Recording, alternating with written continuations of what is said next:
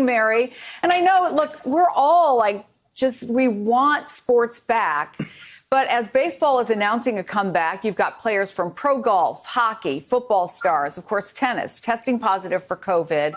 The NFL Players Association is urging an end to private workouts. I mean, is the sports world ready for a safe comeback?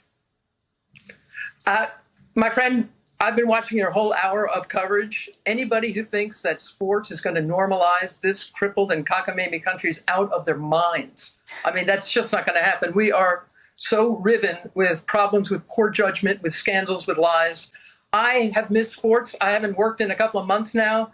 I would certainly love, professionally speaking, I would love to come back and start talking about sports.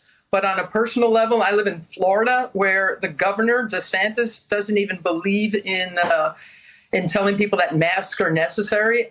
So now to bring sports into it, Novak Djokovic, let's talk about my sport, tennis. This guy was 18-0 on the year. He won the first Grand Slam title in Australia. He has been the player of the decade, a guy who has been playing and beating two of the all-time greats, Rafa Nadal and Roger Federer.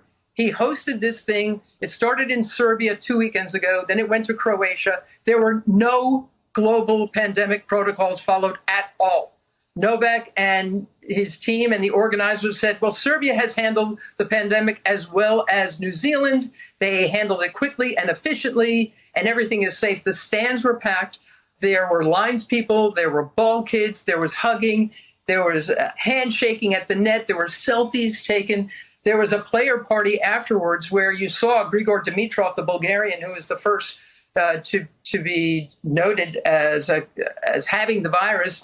They were dancing without shirts. They were doing limbo. I mean, it was horrifying to watch. Horrifying to watch. Now, hopefully that's an outlier.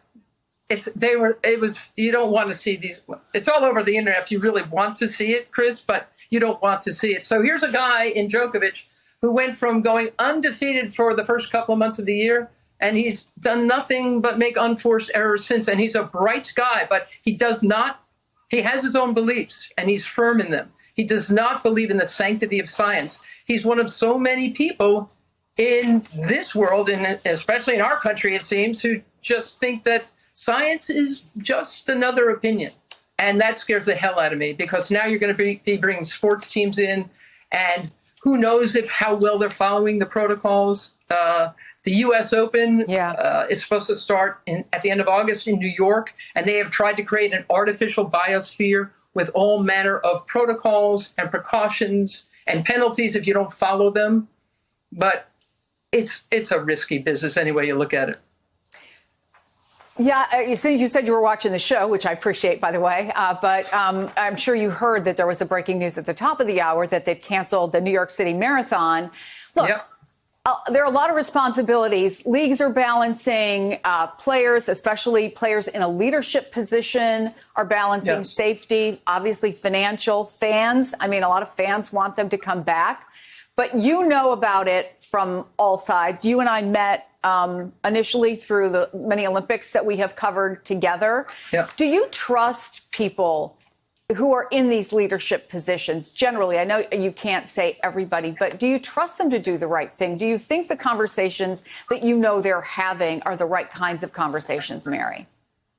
So, Chris, look, they're well-intentioned, and of course, people want it back. A lot of the sports we will see coming back are made-for-TV events. There'll be no fans in the stands. There'll be no concessions.